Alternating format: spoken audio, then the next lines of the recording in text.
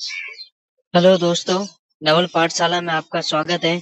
मैं आज आपको सघन पाठ योजना के बारे में बताऊंगा, जिसमें आज का आपका विषय रहेगा नागरिक शास्त्र, जिसमें हमारा प्रकरण रहेगा लोकतंत्र। इसमें आपको वैसे ही प्रोसेस फॉलो करना है जिस तरह हम पिछली कक्षाओं में करते आए हैं। पहले आपको विद्यालय का नाम, फिर कक्षा, फिर विषय, फिर प्रकरण, फिर दिनांक, कालांश, समयावधि 35 मिनट आपको लिखनी है। इसके बाद हम शिक्षण उद्देश्य देखते हैं। शिक्षण उद्देश्य में आपको पहला शिक्षण उद्देश्य लिखना है ज्ञानात्मक। इसमें आपको लिखना है आगे, छात्र लोकतंत्र की सफलता के लिए जागरूकता की आवश्यकता का प्रत्यास्मरण कर सकेंगे। फिर आपको दूसरा पॉइंट लगाकर लिखना है अवबोधात्मक, जिसमें आपको लिखना है छात्र लोकतंत्र में जनता की जागरूकता की आवश्यकता और शासन की पारदर्शिता व जवाबदेही की व्याख्या कर सकेंगे। इसमें आपको आगे पूर्व ज्ञान में लिखना है। पूर्व ज्ञान में छात्रों को जन भागीदारी और मतदान से सरकार निर्माण प्रक्रिया के बारे में सामान्य जानकारी है। फिर आपको प्रस्तावना प्रश्न लिखने हैं। प्रस्तावना प्रश्न में आप देख सकते हैं कि आपको 3 प्रस्तावना प्रश्न दे रखे हैं। पहला हमारा प्रस्तावना प्रश्न है, लोकतंत्र में जनता द्वारा निर्वाचित व्यक्ति क्या कहलाते हैं। आपको इसका संभावित उत्तर देना है जनप्रतिनिधि। दूसरा आपको लिखना है जनप्रतिनिधि किसके प्रति उत्तरदायी होते हैं। इसमें आपको आंसर लिखना है जनता के प्रति। तीसरा आपको प्रश्न बताना है। तीसरा प्रश्न आपको लिखना है, जिसमें आपको देना है कि जनप्रतिनिधि कब सक्रिय रहकर जनहित के कार्यों को करते हैं। इसमें आपको आंसर बताना है जब जनता उनसे कहती है। फिर हम आगे चलते हैं उद्देश्य कथन। उद्देश्य कथन में आपको लिखना है, अच्छा बच्चों, आज हम लोकतंत्र में जागरूक रहने की जरूरत और जवाबदेही के बारे में विस्तार से अध्ययन करेंगे। फिर आपको आगे प्रस्तुतिकरण देना है। प्रस्तुतिकरण में आपको लिखना है, पहला हमारा इसमें शिक्षण बिंदु हो जाएगा जागरूकता। फिर आगे आपको लिखना है छात्र दीपक क्रियाएं। फिर आगे आपको लिखना है छात्र क्रिया। फिर श्याम सार रहेगा हमारा। इसमें आपको छात्र दीपिका क्रिया में लिखना है। पहला हमारा विकासात्मक प्रश्न हो जाएगा, लोकतांत्रिक सरकार किसके द्वारा संचालित होती है। इसमें आपको लिखना है जनता द्वारा, यानी छात्र क्रिया में आपको लिखना है जनता द्वारा। फिर आपको दूसरा विकासात्मक प्रश्न देना है, मतदान सरकार को किस तरीके से बनाते हैं। तो इसमें आपको आंसर बताना है चुनावों के द्वारा, यानी मतदान सरकार को किस तरीके से बनाते हैं। इसमें आपका आंसर हो जाएगा चुनावों के द्वारा।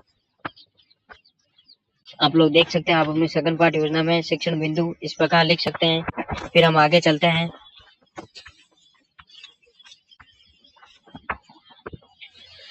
आगे हमारा दूसरा शिक्षण बिंदु हो जाएगा जवाबदेही, जिसमें आपको छात्र दीपक क्रिया में लिखना है। पहला आपको पॉइंट लिखना है, लोकतंत्र में सत्ता किसके हाथ में होती है। जिसमें आपको आंसर देना है जनता के हाथों में। दूसरा हमारा छात्र दीपक क्रिया प्रश्न है, जनता क्या कर रही है। इसमें आपको देना है सरकार को कभी भी बदल सकती है, यानी जनता के द्वारा क्या होता है, यानी जनता क्या करती है, जनता सरकार को कभी भी बदल सकती है। तीसरा हमारा विकासात्मक प्रश्न है, इसमें आपको लिखना है लोकतांत्रिक सरकार किसके प्रति जवाबदेही होती है। इसमें आपको लिखना है जनता के प्रति, क्योंकि जनता ही उसे चुनती है। फिर आपको चौथा विकासात्मक प्रश्न लिखना है, वे सरकार से क्या अपेक्षा करते हैं, यानी जो जनता होती है सरकार से क्या अपेक्षाएं रखती है उसके बारे में आपको बताना है। तो इसमें आगे आपको आंसर दे रखा है, सरकार जनहित में कार्य करती है। आपका ये जो प्रकरण है लोकतंत्र, वो यहीं पर ही समाप्त होता है। इससे रिलेटेड हम पुनरावृत्ति प्रश्न देखेंगे।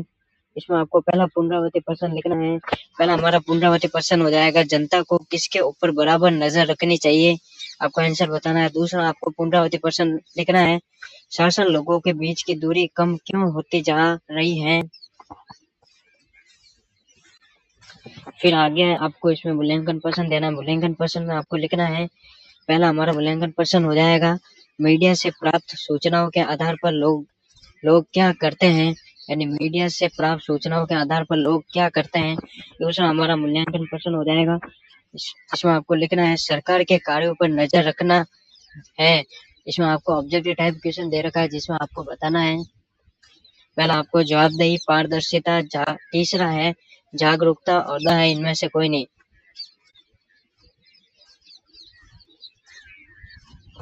फिर आपको नीचे गृह कार्य देना है। गृह कार्य में आपको लिखना है, जागरूकता को लोकतंत्र की सफलता का आधार क्यों कहा जाता है? यानी जागरूकता को लोकतंत्र की सफलता का आधार क्यों कहा जाता है, इसके बारे में आपको बताना है। फिर नीचे आपको सुझाव देने हैं। सुझाव में आपको पहला लिखना है, पाठ आत्मविश्वास के साथ पढ़ाया जाता है। दूसरा हमारा सुझाव हो जाएगा, पाठ योजना अच्छी रही है।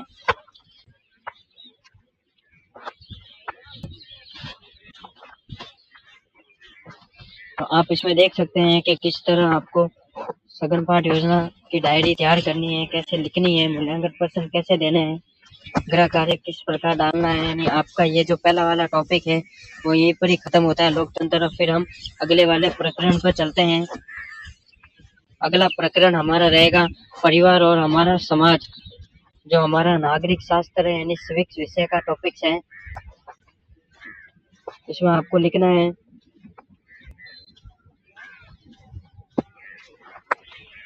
पहले इसमें आपको विद्यालय का नाम, पहले आपको लिखना है विद्यालय का नाम, फिर आपको लिखनी है कक्षा 6, विषय आपको नागरिक शास्त्र लिखनी है, फिर प्रकरण आपको देना है, फिर दिनांक लिखनी है, दिनांक उसी समय डालनी है जब आप जिस दिन ये कार्य करते हैं।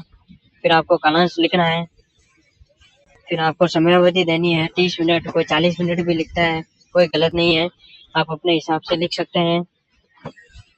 इसमें आपका शिक्षण उद्देश्य हो जाएगा, पहला है हमारा ज्ञानात्मक। इसमें आपको लिखना है छात्रों, परिवार और हमारा समाज के स्वरूप का प्रत्यक्ष स्मरण कर सकेंगे। दूसरा आपको शिक्षण उद्देश्य लिखना है और बोधात्मक। इसमें आपको लिखना है छात्र परिवार के प्रकार, पारस्परिक निर्भरता और समाज के महत्व की व्याख्या कर सकेंगे। फिर आगे आपको इसमें पूर्व ज्ञान लिखना है। पूर्व ज्ञान में आपको लिखना है छात्रों, परिवार और पड़ोसियों के बारे में सामान्य जानकारी रखते हैं। फिर आपको आगे लिखना है प्रस्तावना प्रश्न। प्रस्तावना प्रश्न में आपको एक तरफ प्रश्न लिखना है और फिर संभावित उत्तर देने हैं। पहला हमारा प्रस्तावना प्रश्न हो जाएगा, आपके परिवार में कितने सदस्य हैं? तो आप अपने परिवार में सदस्य के अनुसार लिखना है, 5 सदस्य हैं। फिर आपको लिखना है दूसरा प्रश्न, इसमें आपको लिखना है परिवार के सदस्यों के बारे में बताओ। तो आपको परिवार के अपने परिवार के सदस्यों के बारे में बताना है। आंसर आपको लिखना है माता पिता, 2 भाई और 1 बहन। फिर आपको तीसरा प्रश्न लिखना है ऐसा परिवार क्या कहलाता है? तो इसमें आपको आगे लिखना है आंसर में छोटा परिवार।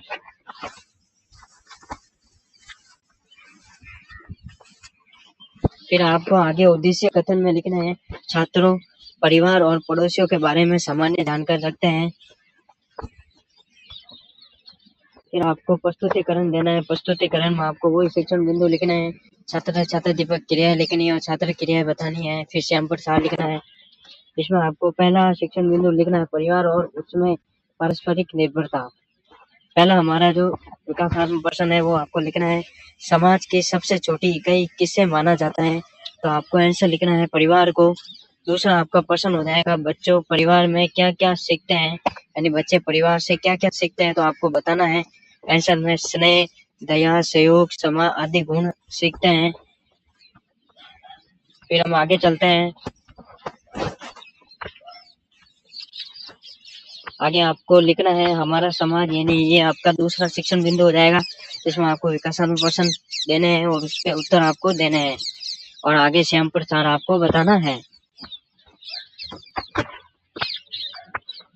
तो इसमें आपको पहला हमारा जो विकासात्मक प्रश्न है वो है आपके मकान के पास रहने वाला परिवार क्या कहलाता है? तो इसमें आपको लिखना है पड़ोसी। फिर आपको दूसरा प्रश्न लिखना है पड़ोसियों के साथ मिलजुल कर रहना क्यों जरूरी है? इसमें आपका आंसर बताना, वे दुख मुसीबत में एक दूसरे के काम आते हैं इसलिए रहना जरूरी है। फिर आपको लिखना है तीसरा प्रश्न लिखना है परिवार का सबसे बड़ा रूप क्या है? आपको आंसर लिखना है समाज।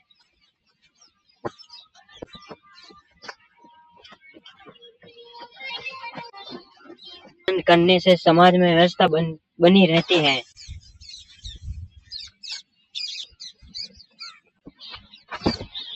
फिर हम आपका ये जो परिवार और समाज वाला टॉपिक है वो यहीं पर ही समाप्त होता है। फिर हम आगे देखते हैं, आपको पुनरावृत्ति प्रश्न देने होते हैं जिस तरह मैंने दिए। पहला हमारा पुनरावृत्ति प्रश्न हो जाएगा संयुक्त परिवार क्यों टूटते जा रहे हैं बताइए। दूसरा आपका पुनरावृत्ति प्रश्न हो जाएगा पड़ोसी के साथ अच्छा बर्ताव करना क्यों जरूरी है। फिर आपको मूल्यांकन प्रश्न देना है। मूल्यांकन प्रश्न में आपको लिखना है, पहला हमारा मूल्यांकन प्रश्न हो जाएगा समाज की तुलना किससे की गई है। इसमें आपको ऑब्जेक्टिव क्वेश्चन दे रखा है, जिसमें आपका पहला बिंदु है दिमाग से, दूसरा है भावना से, तीसरा है शरीर से, आपको दे रखा है गतिविधियों से। इसमें आपको आंसर बताना है। फिर आपको गृह कार्य देना है। गृह कार्य में आपको लिखना है परिवार में रहकर बच्चा क्या क्या सीखता है, ये आपको बताना है। फिर आपको नीचे सुझाव देना है। सुझाव में आपको लिखना है 5 योजना आत्मविश्वास के साथ पढ़ाई जाती है। अच्छा, तो आपका ये समाज और परिवार वाला टॉपिक यहीं पर ही समाप्त होता है। फिर हम अगले प्रकरण पर चलते हैं। अगला प्रकरण हमारा रहेगा विविधता और उसके स्वरूप। इसमें आपको लिखना है वही पहला वाला प्रोसेस फॉलो करना है, जिसमें आपको लिखना है विद्यालय का नाम पहले लिखना है, फिर कक्षा लिखनी है, फिर विषय आपको नागरिक शास्त्र बतानी है, फिर दिनांक लिखना है, फिर कालांश लिखना है, फिर समयावधि लिखनी है 30 मिनट।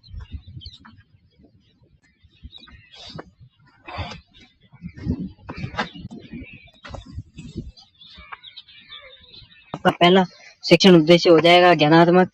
इसमें आपको लिखना है छात्र विविधता और उसके स्वरूपों का प्रत्यास्मरण कर सकेंगे। फिर आपको दूसरा पॉइंट लिखना है अवबोधात्मक। इसमें आपको लिखना है छात्र विविधता और उसके विभिन्न रूपों से संबंधित अवधारणाओं की व्याख्या कर सकेंगे। दूसरा आपको पॉइंट इसमें लिखना है छात्रों विविधता के विभिन्न रूपों के बारे में सीखे हुए ज्ञान का उपयोग अपने दैनिक एवं व्यावसायिक जीवन में कर सकेंगे। फिर आपको आगे लिखना है पूर्व ज्ञान। पूर्व ज्ञान में आपको लिखना है छात्रों को लोगों की खान पान, वेशभूषा, भाषा, धर्म, जाति आदि की विविधता संबंधी सामान्य जानकारी है।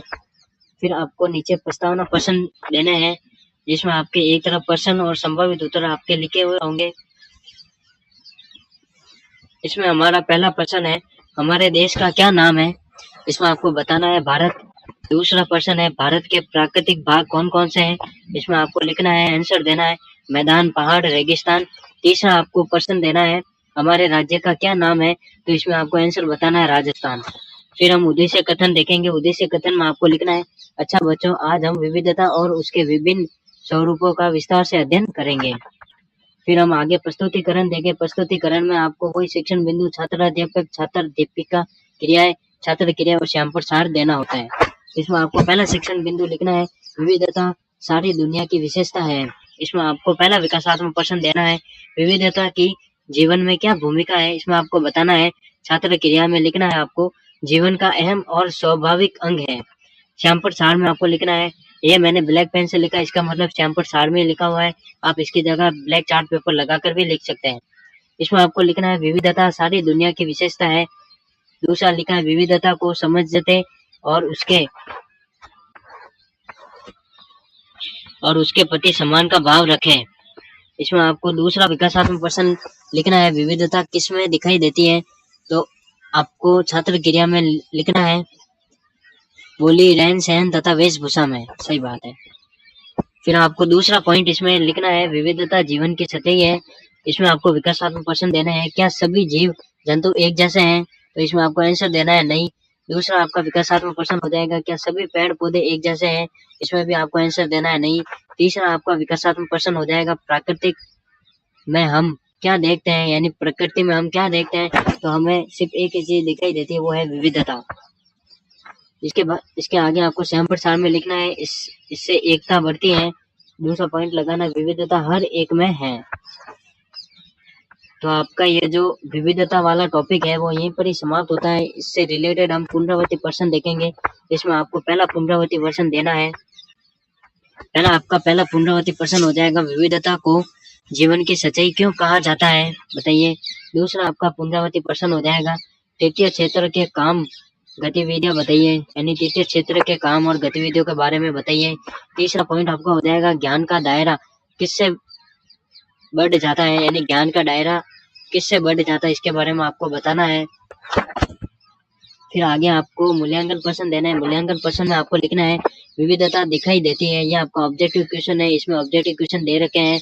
पहला आपका जो अ वाला पॉइंट है वो उसमें दे रखा है खान पान में। दूसरा आपको लिखना है वेशभूषा में। तीसरा आपको लिखना है रहन सहन में। द लिखना है उपयुक्त सभी में। इसमें आपको कोष्टक में आंसर लिखना है। फिर आपको गृह कार्य लिखना है। गृह कार्य में आपको लिखना है विविधता के विभिन्न रूपों पर टिप्पणी लिखिए।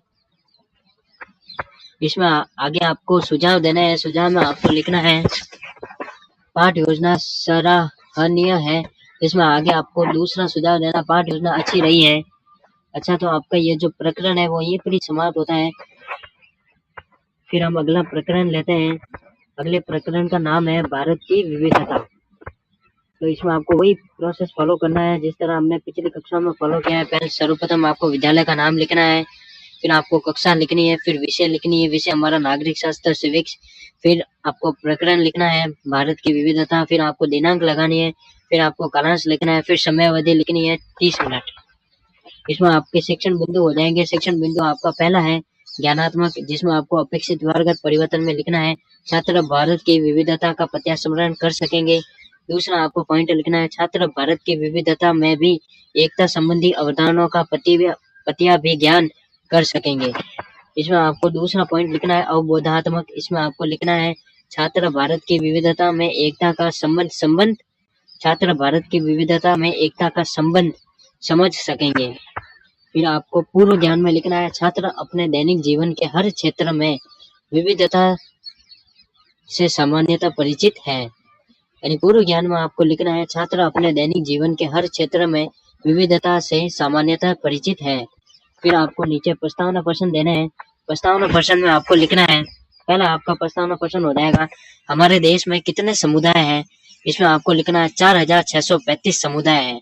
संभावित उत्तर में आपको देना है। फिर आपका दूसरा प्रश्न हो जाएगा इन समुदायों की भाषा कौन सी है, आपको बतानी है, जिसमें आपको लिखनी है कि इन समुदाय की भिन्न भिन्न भाषा है। फिर आपको उद्देश्य कथन लिखना है। उद्देश्य कथन में आपको बताना है अच्छा छात्रों, आज हम भारत की विविधता के बारे में विस्तार पूर्वक अध्ययन करेंगे। फिर हम आगे प्रस्तुतिकरण देंगे जिसमें हमें शिक्षण बिंदु लिखना है। फिर हमें छात्र दीपक क्रिया लिखनी होती है, छात्र क्रिया बतानी होती है और श्याम पर सार देना होता है। इसमें आपका पहला शिक्षण बिंदु हो जाएगा भौगोलिक विविधताएं। इसमें जो विकासात्मक प्रश्न आपको देने हैं वो हमारा पहला होगा विकासात्मक प्रश्न। इसमें आपको लिखना है हमारे देश का क्या नाम है, तो आपको बताना है हमारे देश का नाम भारत है छात्र क्रिया में। फिर आपको दूसरा लिखना है भारत की भौगोलिक विविधताओं के बारे में आप क्या जानते हैं। इसमें आपको लिखना है निरुत्तर। फिर हम आगे चलते हैं।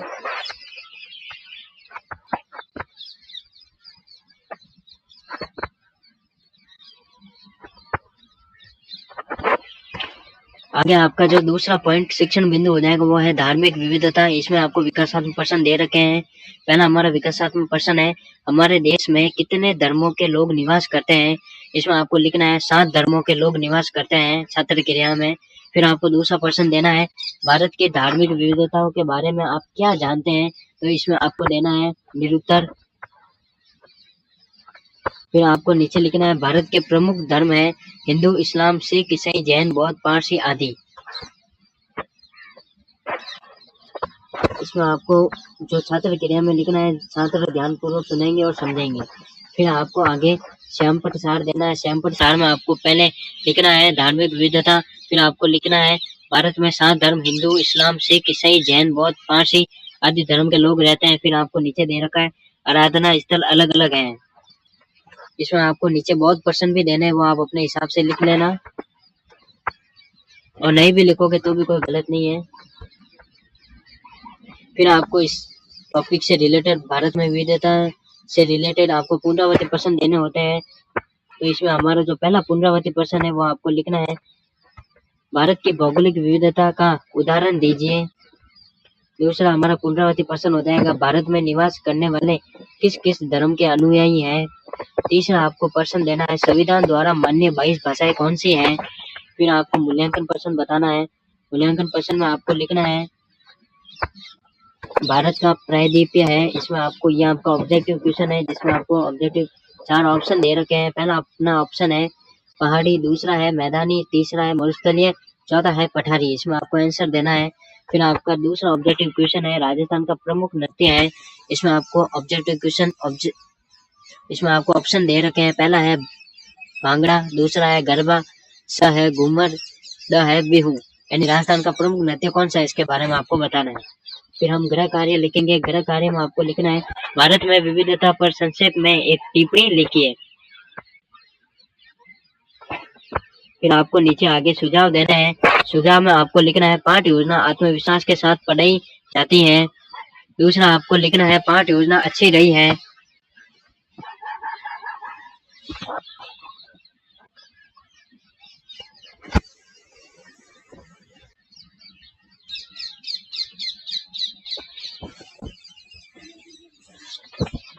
अच्छा, तो ये भारत में विविधता वाला प्रकरण है जो आपका ये पर ही कंप्लीट होता है। फिर हम अगले वाले प्रकरण पर चलते हैं। इसमें आपको आगे लिखना है, ये हमारा प्रकरण रहेगा, इसमें विविधताओं का प्रदेश राजस्थान। यानी इसमें आपको वही प्रोसेस फॉलो करनी है जो आप पहले करते आए हैं। पहले आपको विद्यालय का नाम लिखना है, फिर कक्षा लिखनी है, फिर विषय लिखनी है, फिर आपको प्रकरण लिखना है, फिर दिनांक लिखनी है, फिर कालांश लिखना है, फिर आपको समयावधि बतानी है 30 मिनट।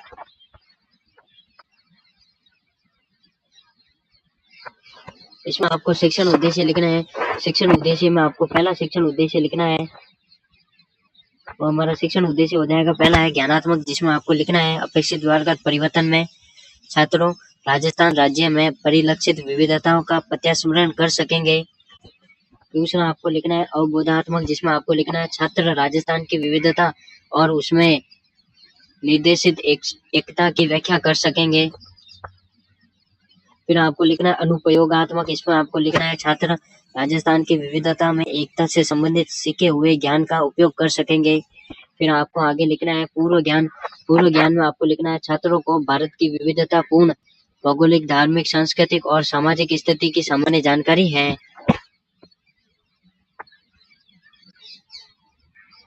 फिर आगे आपको प्रस्तावना प्रश्न देना है। प्रस्तावना प्रश्न आप लिखेंगे, पहला हमारा प्रस्तावना प्रश्न हो जाएगा हमारा प्रदेश किस नाम से जाना जाता है, तो आपको संभवित उत्तर में लिखना है राजस्थान के नाम से जाना जाता है।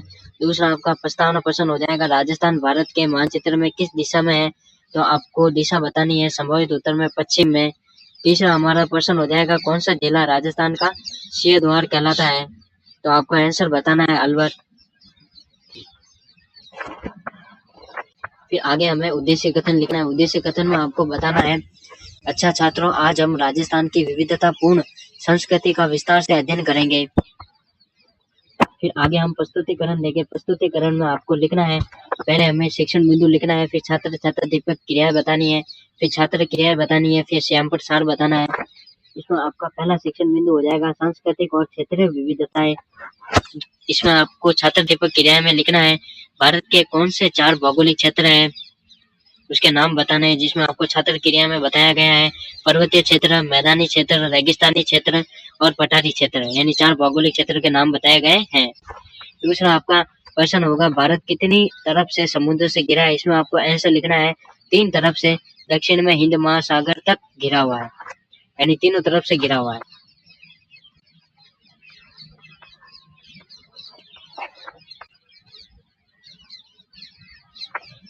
फिर आपको इसमें छात्र दीपक कथन में आपको लिखना है भारत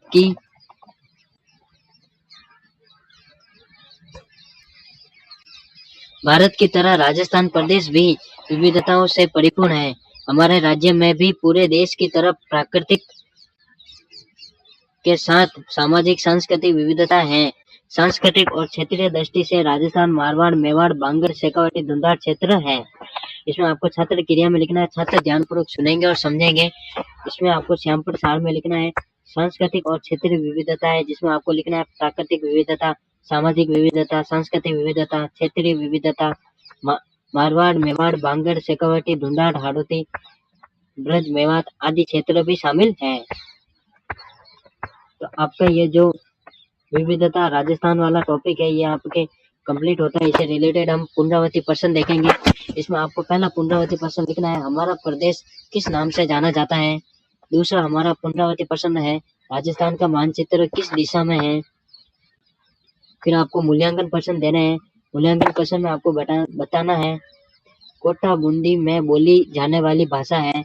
इसमें आपको ऑब्जेक्टिव टाइप क्वेश्चन दे रखा है, जिसमें आपको ऑप्शन दे रखे हैं। पहला हमारा ऑप्शन है शेखावाटी, दूसरा हमारा ऑप्शन है मेवाड़ी, तीसरा हमारा ऑप्शन है मारवाड़ी, चौथा हमारा ऑप्शन है हाड़ौती। फिर आपको दूसरा ऑब्जेक्टिव टाइप क्वेश्चन दे रखा है, जिसमें 4 ऑप्शन दे रखे हैं। पहला जो ऑब्जेक्टिव टाइप क्वेश्चन है वो ये है आदिवासियों में नहीं माने जाते हैं। पहले यानी आदिवासियों में कौन सी जनजाति नहीं मानी जाती उसके बारे में आपको बताना है। पहला है भील, दूसरा है गरासिया, तीसरा है सोनकार, चौथा है सहरिया। फिर आपको नीचे गृह कार्य देना है। गृह कार्य में आपको लिखना है राजस्थान को विविधताओं का प्रदेश क्यों माना जाता है, इसके बारे में आपको बताना है और आंसर लिखना है। फिर आपको नीचे सुझाव देना है। सुझाव में आपको लिखना है पाठ योजना आत्मविश्वास के साथ पढ़ाई जाती है। दूसरा आपको सुझाव देना है पाठ योजना अच्छी रही है। अच्छा दोस्तों, तो आपको ये जो सारे प्रकरण है वो आपको कैसे लगे बताना, कमेंट करना, लाइक करना, शेयर करना एंड सब्सक्राइब करना। ऐसी वीडियो पाने के लिए आप चैनल को सब्सक्राइब कीजिए एंड लाइक कीजिए और कमेंट कीजिए। और आपको किस टॉपिक पे कौन से सघन पाठ योजना चाहिए इसके बारे में आप बताइए। Thank you, have a nice day.